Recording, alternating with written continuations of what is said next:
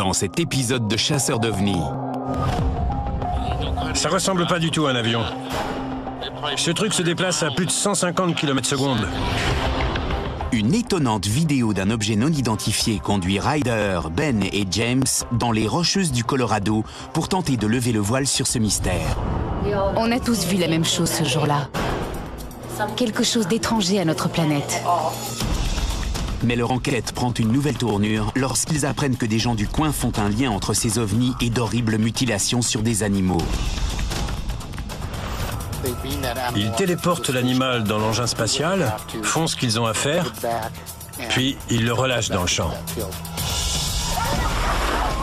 Et à en croire certains habitants, cette mystérieuse menace ne concernerait pas que des animaux, Leurs yeux étaient tellement bleus qu'ils en étaient presque violets. mais aussi des hommes. James, tu me reçois? Qu'est-ce qui se passe, James? Oh, regardez ça! Cet engin ne vient pas de la Terre. Vous avez vu ça? Il y a généralement une explication plus simple pour les objets étranges que les gens voient dans le ciel. Pour la première fois de ma vie, je me dis que les ovnis existent peut-être. Être là, en train de chercher des indices, c'est ma vie. C'est ce dont j'ai toujours rêvé. Oh, c'est pas vrai! Waouh! Incroyable!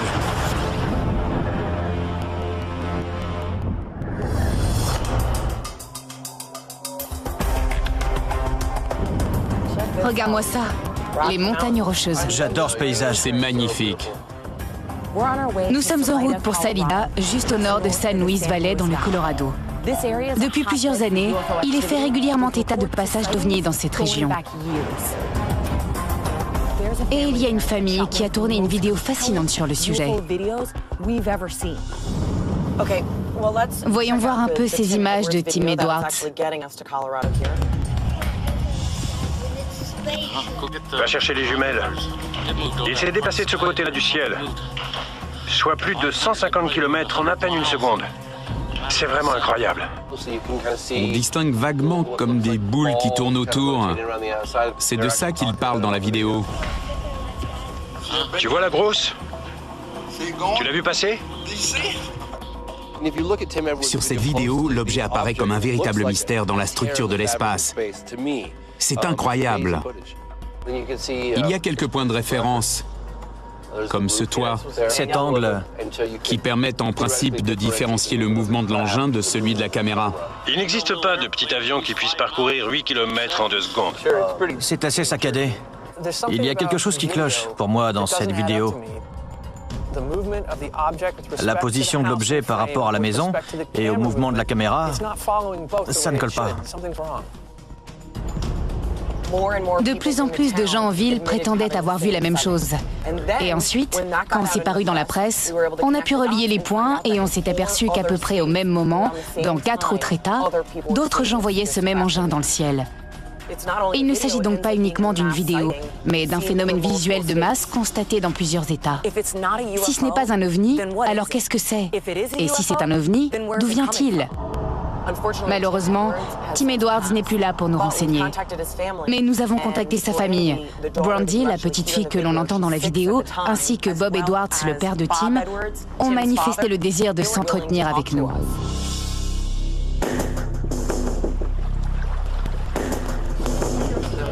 Votre fils vous a appelé quand... Oui, ils l'ont observé pendant presque 1 heure. Vous aviez quel âge à l'époque? 6 ans. Et vous vous en souvenez bien? Oui, parfaitement. Nous avions prévu de partir camper ce jour-là. Mon père m'a dit d'aller voir dehors s'il risquait de pleuvoir. Je suis donc sortie, et quand j'ai levé la tête pour regarder le ciel, j'ai remarqué cet objet en forme de cigare suspendu dans les airs. J'ai appelé mon père pour qu'il vienne voir. Il est resté interloqué un certain temps avant de comprendre de quoi il s'agissait. Ce qui est sûr, c'est que ce n'est pas un avion. Ensuite, il l'a filmé. Papa, qu'est-ce que c'est? Je me souviens que l'objet apparaissait et disparaissait, et qu'il semblait chaque fois un peu plus gros. Tu le vois? Je crois qu'il s'est stabilisé. Il surgissait à un endroit, puis à un autre, et il en jaillissait des boules.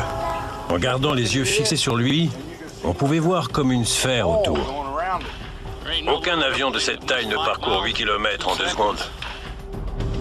Il se déplaçait si vite que vous le voyez ici, l'instant d'après là, puis ici. Est-ce qu'il clignotait à un endroit puis réapparaissait ailleurs ou est-ce qu'on le voyait bouger? Non, c'est comme s'il était à plusieurs endroits en même temps. Il doit pouvoir faire plus de 150 km/s.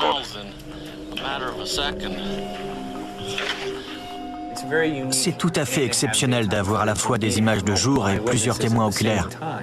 Est-ce qu'il y a des points sur lesquels vous n'êtes pas d'accord? Nous avons tous vu la même chose ce jour-là.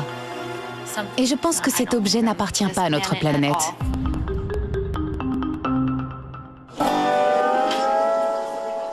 Nous venons en paix. Ce qui est intéressant, c'est que les gens se présentent spontanément pour nous raconter leurs histoires. On aurait dit un hôtel géant, très très grand. Il était immense. Je dirais qu'il était grand comme 2 autobus. Intéressant. Et depuis, je regarde plus le ciel la nuit de la même façon. Est-ce qu'il bougeait au moment où vous avez pris cette photo? Sans doute, puisqu'il s'est déplacé dans le ciel sur près de 150 km. Quand j'ai relevé les yeux ensuite, il y en avait 3. Il se passe quelque chose d'incroyable ici.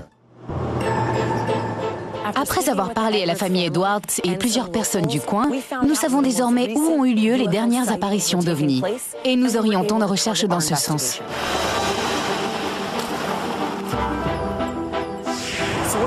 Nous nous dirigeons donc vers l'ouest, dans les montagnes, afin d'occuper une position stratégique sur toute la région. Mais comme c'est un endroit d'accès difficile, j'ai prévu un autre moyen de transport. On y va!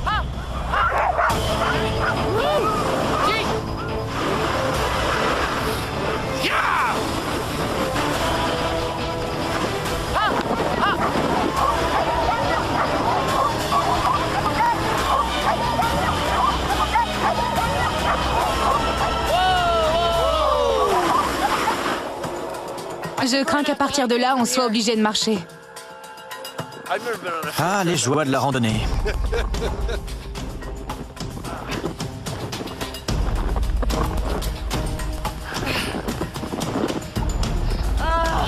On n'abandonne jamais les femmes. Je déteste les raquettes.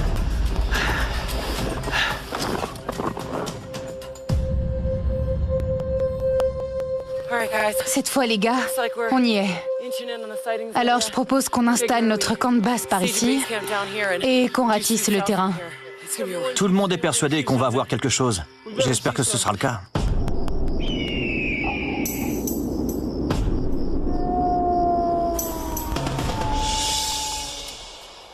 Nous avons décidé de nous séparer pour couvrir plus de terrain. Ben a pris le télescope et s'est installé à un point stratégique face au sud qui domine toute la vallée.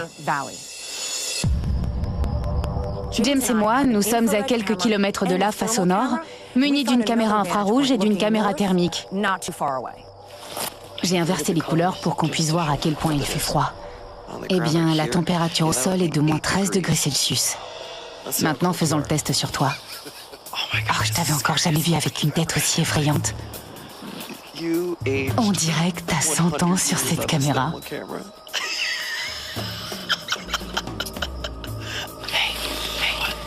Je veux que tu saches que si les choses tournent mal, je pourrais manger Ben, mais pas toi.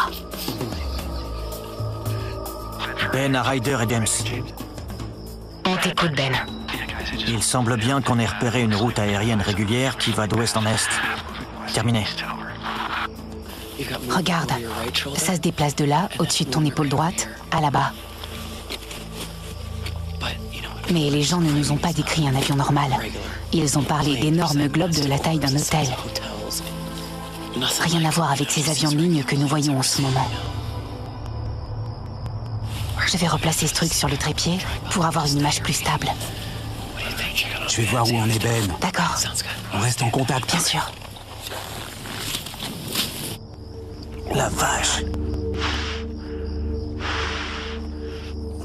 Où sont passées ces étranges lumières dont parle tout le monde? Salut James. Pour l'instant tout va bien. J'essaie de régler le télescope. Wow. Regarde ça. La lune qui apparaît derrière les arbres. Il y a du vent. On voit le souffle de l'air. Ça paraît irréel. C'est super.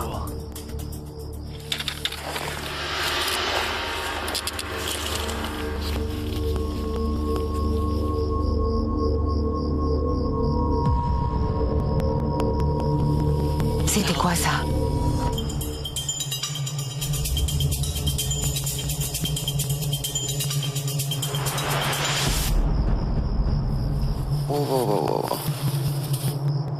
Ryder à Ben et James. Ici Ben, je t'écoute. Alors que je suivais certaines étoiles, la caméra braquée vers le haut, j'ai baissé les yeux et capté un grand éclair de lumière blanche. Tu sais dans quelle direction t'étais? Oui, sous la ceinture d'Orion. Enregistré.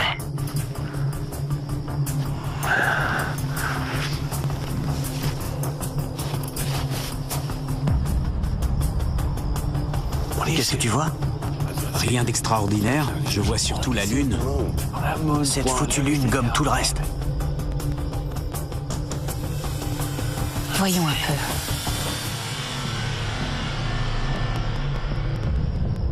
peu. Nous avons continué à fouiller le ciel, mais en vain. Je suis pourtant sûre d'avoir vu cette lumière blanche. Si seulement la lune n'avait pas été aussi lumineuse, sans doute aurions-nous pu voir plus nettement tout ce qui se passait dans le ciel.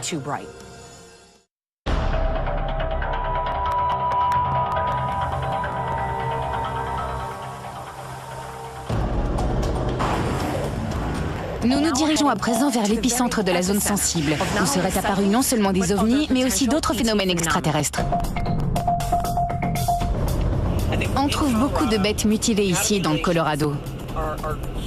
Je pense donc que ça vaut le coup d'enquêter pour savoir ce qui pousse les gens à faire le lien entre ces mutilations et les ovnis. James, comme tu es un être très sensible, ne regarde pas trop. Les voilà. C'est dégoûtant. C'est vraiment horrible de regarder ça. Elle a toute la joue arrachée. Il y a sûrement des indices sur place. Je vois pas pourquoi ces prétendues mutilations ne pourraient pas être le fait de prédateurs, d'une quelconque maladie ou du processus de décomposition. J'ai donc hâte de savoir ce que les fermiers ont à dire.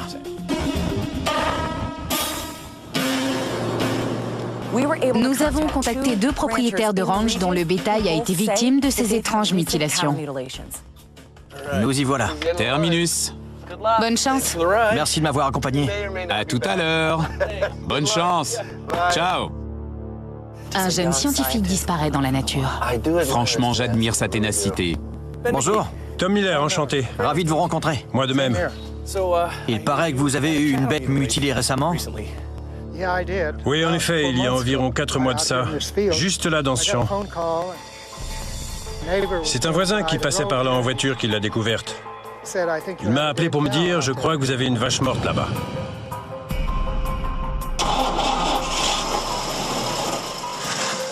Je suis aussitôt venu voir sur place. Et pas de doute, elle était bien morte. Je me suis penché pour l'examiner. Elle n'avait plus d'yeux, plus de langue. Vous aviez déjà vu une chose pareille? En fait, oui. 1 ou 2 fois par le passé. Ah bon? Le même genre de choses? Des trous à la place des yeux, l'absence de langue? Oui, la première fois, c'était il y a une dizaine d'années. Et la seconde fois, il y a environ 2 ans. Et puis, il y a eu celle-là, il y a 4 mois. C'est cette vache? Oui, il n'en reste que des morceaux de peau et quelques os éparpillés. Je savais pas que vous l'aviez laissée sur place. Vous savez, cette vache, je la nourrissais tous les matins, elle était en pleine forme. Et voilà que tout à coup, je la retrouve morte. Vous pourriez me montrer dans quelle position elle était? De quel côté étaient tournées les pattes, par exemple? Je me souviens qu'elle avait la tête tournée par là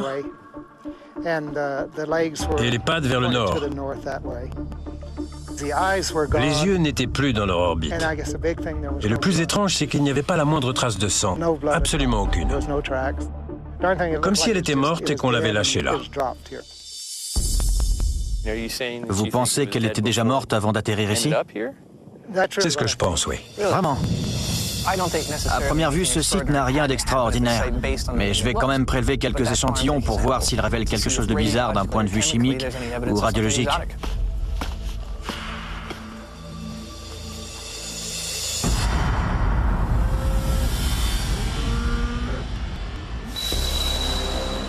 Comment allez-vous?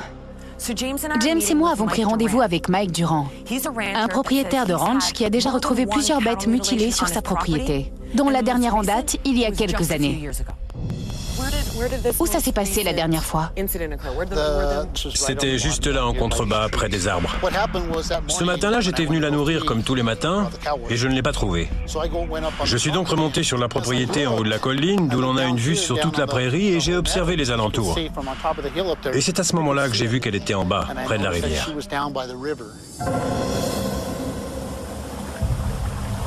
La vache se trouvait précisément là. Quand je l'ai trouvée, j'ai cru qu'elle était descendue par ce chemin pour aller boire un peu d'eau, qu'elle était subitement morte et qu'elle était tombée. Mais ensuite, j'ai découvert que son utérus et toute la partie vaginale autour avaient été prélevés. Et alors que le terrain là est tout boueux, il n'y avait aucune trace nulle part. Vous pensez que ce sont des extraterrestres qui pratiquent ces mutilations? Absolument. Ils téléportent l'animal dans leur vaisseau spatial, ils font ce qu'ils ont à faire, et ils ramènent l'animal en le lâchant dans le champ.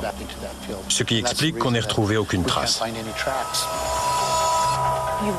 Vous nous avez dit que ces mutilations étaient souvent précédées d'observations d'ovnis. Absolument. Et peu de temps avant ça, j'avais vu une lumière vive traverser le ciel. Je l'ai regardée passer et l'instant d'après, elle avait disparu. En quoi est-ce différent d'un avion conventionnel?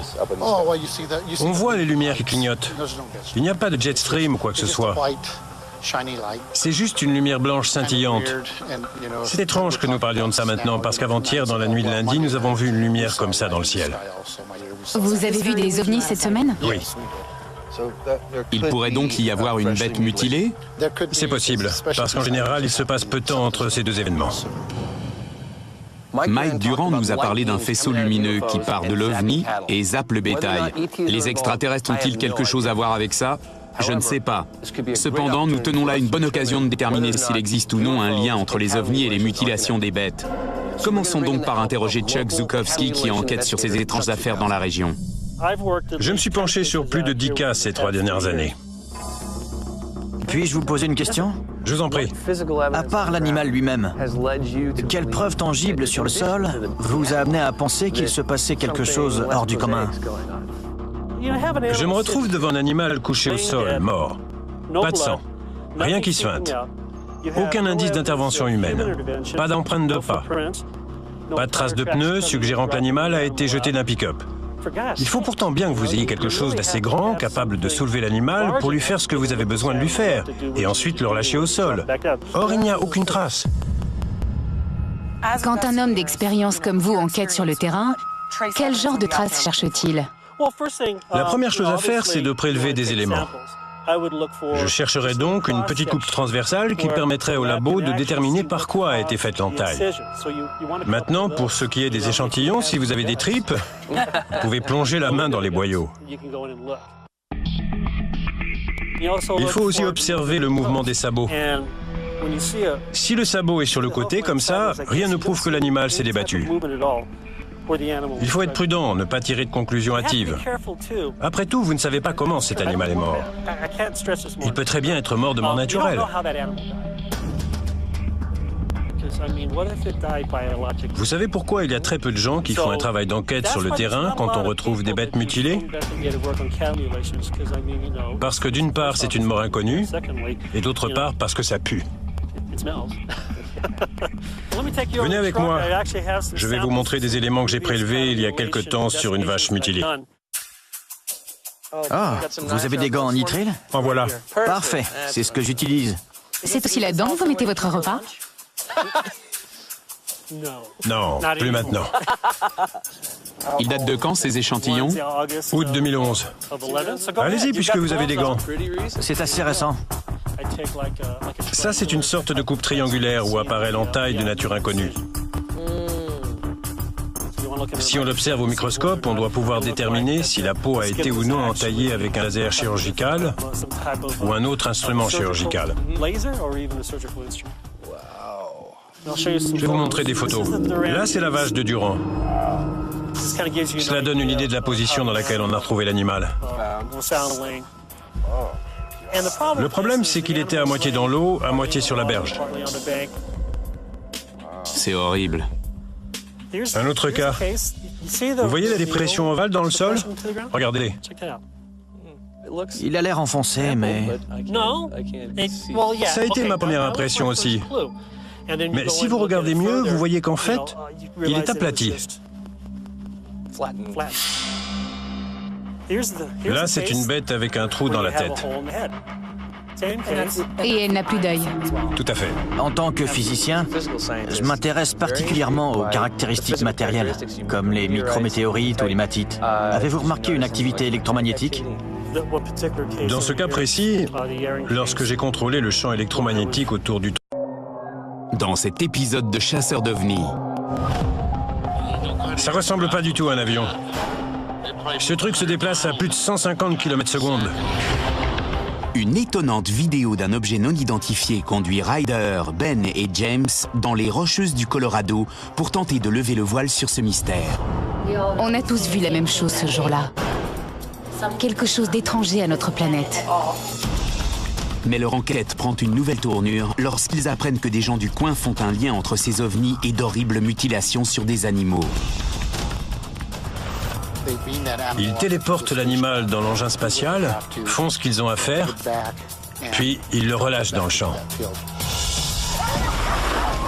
Et à en croire certains habitants, cette mystérieuse menace ne concernerait pas que des animaux, Leurs yeux étaient tellement bleus qu'ils en étaient presque violets. mais aussi des hommes. James, tu me reçois? Qu'est-ce qui se passe, James? Oh, regardez ça! Cet engin ne vient pas de la Terre. Vous avez vu ça? Il y a généralement une explication plus simple pour les objets étranges que les gens voient dans le ciel. Pour la première fois de ma vie, je me dis que les ovnis existent peut-être. Être là, en train de chercher des indices, c'est ma vie. C'est ce dont j'ai toujours rêvé. Oh, c'est pas vrai! Waouh! Incroyable!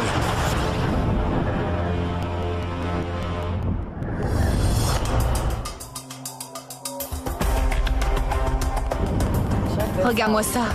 Les montagnes rocheuses. J'adore ce paysage. C'est magnifique.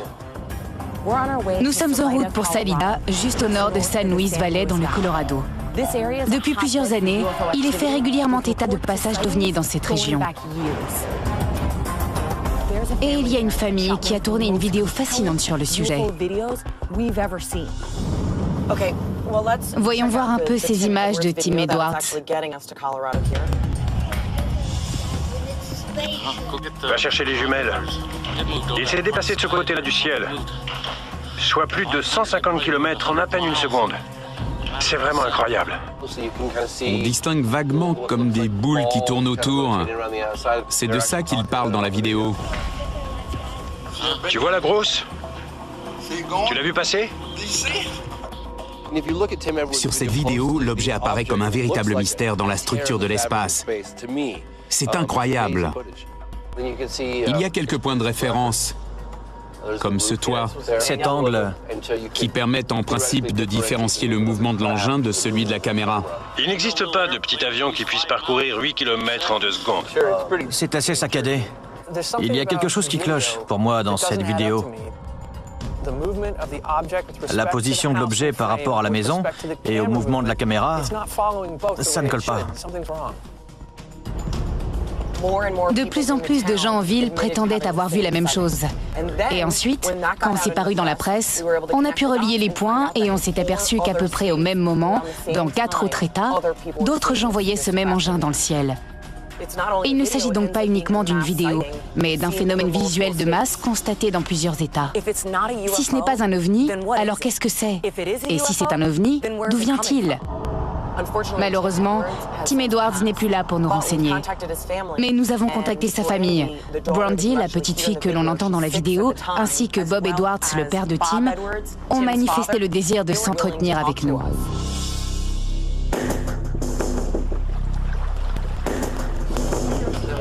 Votre fils vous a appelé quand... Oui, ils l'ont observé pendant presque 1 heure. Vous aviez quel âge à l'époque? 6 ans. Et vous vous en souvenez bien? Oui, parfaitement. Nous avions prévu de partir camper ce jour-là. Mon père m'a dit d'aller voir dehors s'il risquait de pleuvoir. Je suis donc sortie, et quand j'ai levé la tête pour regarder le ciel, j'ai remarqué cet objet en forme de cigare suspendu dans les airs. J'ai appelé mon père pour qu'il vienne voir. Il est resté interloqué un certain temps avant de comprendre de quoi il s'agissait. Ce qui est sûr, c'est que ce n'est pas un avion. Ensuite, il l'a filmé. Papa, qu'est-ce que c'est? Je me souviens que l'objet apparaissait et disparaissait, et qu'il semblait chaque fois un peu plus gros. Tu le vois? Je crois qu'il s'est stabilisé. Il surgissait à un endroit, puis à un autre, et il en jaillissait des boules. En gardant les yeux fixés sur lui, on pouvait voir comme une sphère autour. Aucun avion de cette taille ne parcourt 8 km en 2 secondes. Il se déplaçait si vite que vous le voyez ici, l'instant d'après là, puis ici. Est-ce qu'il clignotait à un endroit puis réapparaissait ailleurs ou est-ce qu'on le voyait bouger? Non, c'était comme s'il était à plusieurs endroits en même temps. Il doit pouvoir faire plus de 150 km/s. C'est tout à fait exceptionnel d'avoir à la fois des images de jour et plusieurs témoins oculaires. Est-ce qu'il y a des points sur lesquels vous n'êtes pas d'accord? Nous avons tous vu la même chose ce jour-là. Et je pense que cet objet n'appartient pas à notre planète.